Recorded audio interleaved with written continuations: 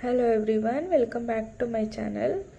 ನಾನಿವತ್ತು ಈ ರೀತಿ ಗರ್ಗರಿಯಾಗಿರೋವಂಥ ಮಸಾಲೆ ದೋಸೆನ ನಾನು ಮನೆಯಲ್ಲೇ ಹೇಗೆ ಸಿಂಪಲ್ಲಾಗಿ ಮಾಡ್ಕೋತೀನಿ ಅಂತ ತೋರಿಸ್ತಾ ಇದ್ದೀನಿ. ಹಾಗೆ ರುಚಿ ಕೂಡ ತುಂಬ ಚೆನ್ನಾಗಿ ಬರುತ್ತೆ, ತುಂಬ ಬೇಗನೂ ಕೂಡ ಮಾಡ್ಕೊಬೋದು.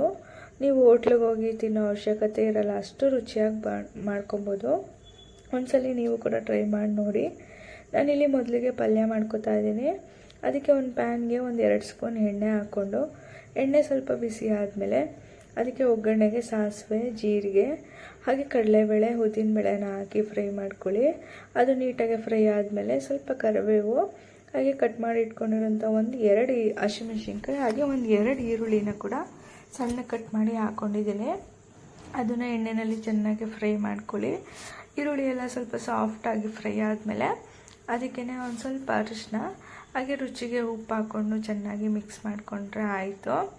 ಅದಕ್ಕೇ ನಾನಿಲ್ಲಿ ಒಂದು 2 ಆಲೂಗಡ್ಡೆನೂ ಕೂಡ ಬೇಯಿಸಿ ಸ್ಮ್ಯಾಶ್ ಮಾಡಿ ಇಟ್ಕೊಂಡಿದ್ದೀನಿ. ಅದನ್ನು ಕೂಡ ಹಾಕಿ ಎಲ್ಲ ಮಿಕ್ಸ್ ಮಾಡ್ಕೊಳ್ಳಿ. ಅದಕ್ಕೇ ಕಟ್ ಮಾಡಿ ಇಟ್ಕೊಂಡಿರೋಂಥ ಒಂದು ಸ್ವಲ್ಪ ಕೊತ್ತಂಬರಿ ಸೊಪ್ಪನ್ನ ಕೂಡ ಸೇರಿಸ್ಕೊಂಡ್ರೆ ಪಲ್ಯ ರೆಡಿ ಆಯಿತು.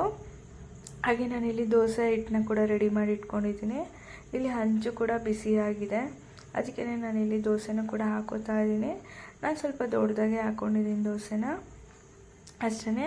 ಇದಕ್ಕೇ ನಾವು ಮಾಡಿಟ್ಕೊಂಡಿರೋಂಥ ಕೆಂಪು ಚಟ್ನಿನ ಕೂಡ ನೀಟಾಗಿ ಸ್ಪ್ರೆಡ್ ಮಾಡ್ಕೊಳ್ಳೋಣ. ನಾನು ಆಲ್ರೆಡಿ ಕೆಂಪು ಚಟ್ನಿ ರೆಸಿಪಿನ ಅಪ್ಲೋಡ್ ಮಾಡಿದ್ದೀನಿ, ಒಂದ್ಸಲಿ ಬೇಕಿದ್ರೆ ಚೆಕ್ ಮಾಡ್ಕೊಳ್ಳಿ.